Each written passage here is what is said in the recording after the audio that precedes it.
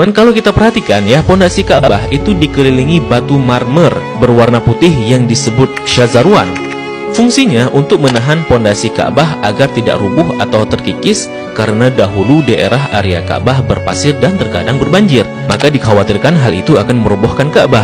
Oleh karenanya dibuatkanlah syazarwan ini untuk menopang pondasinya oleh orang-orang Arab dahulu. Untuk era sekarang, syazarwan ini juga berfungsi untuk menghindari adanya jamaah yang terjepit di dinding Ka'bah ketika haji. Nah, di dekat pintu Ka'bah, masih di area syazarwan, kita akan melihat sebuah tanda berupa 8 buah batu mewah. Ini disebut dengan area Mi'jan, merupakan lokasi di mana Nabi Ibrahim dan Nabi Ismail mengadon tanah liat untuk membangun Ka'bah. Begitu pula ini merupakan lokasi favorit Rasulullah SAW, serta tempat di mana Jibril mengajarkan salat kepada Nabi Muhammad SAW.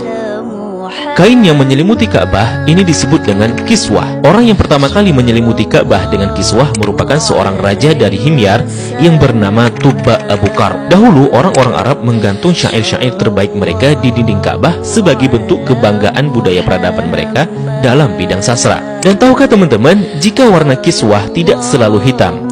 Pada awalnya berwarna putih bergaris merah dari Yaman, kemudian menjadi putih, menjadi merah, kuning, hijau, dan yang terakhir hitam hingga sekarang.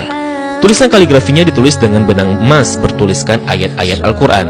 Kiswah juga memiliki kain dalaman berwarna putih yang disebut bithana kiswah untuk meresap panas dari dinding Ka'bah. Biasanya kain kiswah diganti pada tanggal 9 Dzulhijjah dan bekasnya dipotong-potong untuk dihadiahkan kepada orang-orang tertentu.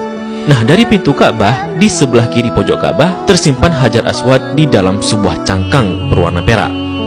Pintu Ka'bah sendiri berjarak 2 meter dari lantai. Pada awalnya teman-teman, pintunya sejajar dengan lantai.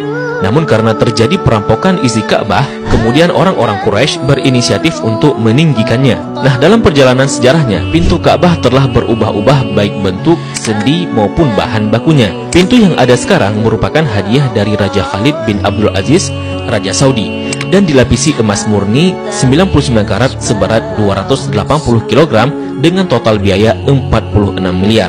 Dan itu dana dari tabungan Raja Khalid sendiri. Nah, pintu ini memiliki kunci dengan desain klasik dan secara turun-temurun sejak dahulu kala dipegang oleh keluarga keturunan Qusay bin Kilab bin Murrah.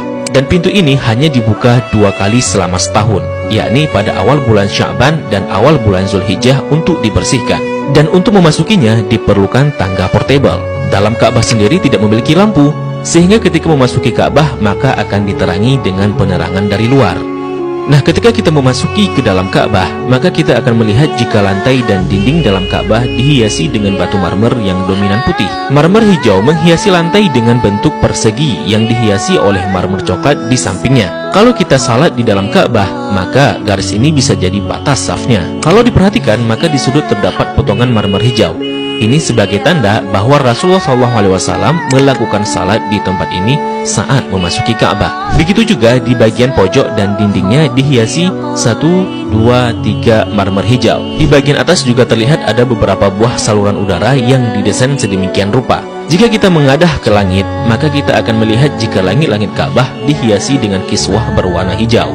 Jika diperhatikan, maka terdapat tulisan Ya Manan yang artinya Maha Pemberi. Kemudian di bawahnya sebelah kanan bertuliskan Ya Dzal Jalali yang artinya yang memiliki keagungan. Lalu di sampingnya bertuliskan Wal Ikrami yang artinya yang memiliki kemuliaan. Di bawahnya tertulis penggalan surah Al-Baqarah ayat 144 yang berbunyi Qad nara taqalluba wajhika fis samai falanuwalliyannaka qiblatan tardaha fawalli wajhaka syatral masjidil haram. Kemudian di tengahnya bertuliskan kalimat tauhid La ilaha illallah Muhammadur Rasulullah.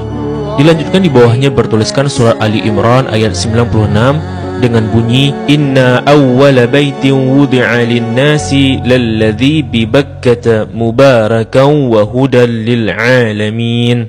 Kalimat ini tertulis berulang-ulang hingga memenuhi dinding atas dan langit-langit Ka'bah. Di bagian atas terlihat jika langit-langit Ka'bah ada 3 penyangga yang kemudian ditopang oleh 3 tiang dari kayu dengan diameter 44 cm dengan jarak antara tiang 2 meter sekian. Tiang ini dihiasi dengan 6 hiasan cincin terbuat dari emas.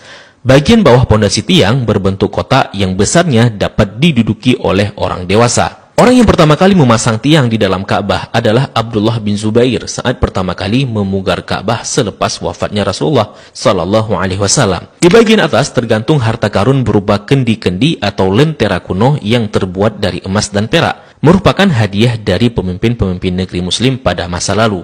Kalau ditanya kenapa kendi-kendi ini masih digantung, ini merupakan tradisi yang sudah ada sejak masa silam. Nah, di bawahnya, tepatnya di antara tiang, terlihat sebuah meja heksagonal berwarna putih dengan atasannya dihiasi marmer hijau. Memiliki kabinet penyimpanan dengan 2 pintu dan 4 engsel. Memiliki 2 pegangan. Ini berfungsi untuk menyimpan bukhur dan minyak wangi seperti kasturi, ember, gaharu, dan sebagainya yang nantinya digunakan untuk mencuci dan membersihkan Ka'bah. Dan ini merupakan wadah untuk menaruh wangian. 2 sisi dinding Ka'bah terdapat 1, 2, 3, 4, 5, 6, 7, 8, 9, 10 buah plakat yang tertempel di dinding Ka'bah dengan warna yang berbeda dan terbuat dari batu alam. Salah satu yang mencolok adalah plakat yang tepat berada di depan area Rasulullah SAW.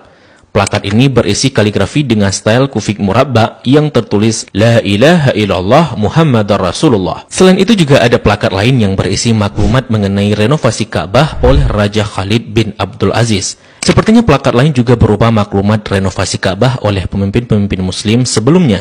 Di sampingnya terdapat sebuah pintu yang disebut pintu At-Taubah yang sepenuhnya dihiasi dengan emas murni. Di belakang pintu ini ada sebuah tangga yang mengakses ke atas Ka'bah. Dari atas dapat dilihat jika ada pengait untuk mengikat kain kiswah dari atas.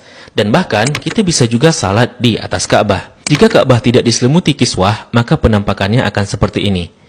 Nah, kiswah Ka'bah akan diganti setahun sekali dan harganya mencapai 50 miliar dengan berat 650 kg. Kiswah juga berfungsi untuk menghindari dinding Ka'bah dari keretakan akibat panas matahari. Nah, inilah gambaran dari Ka'bah dan apa-apa saja yang ada di dalam Ka'bah.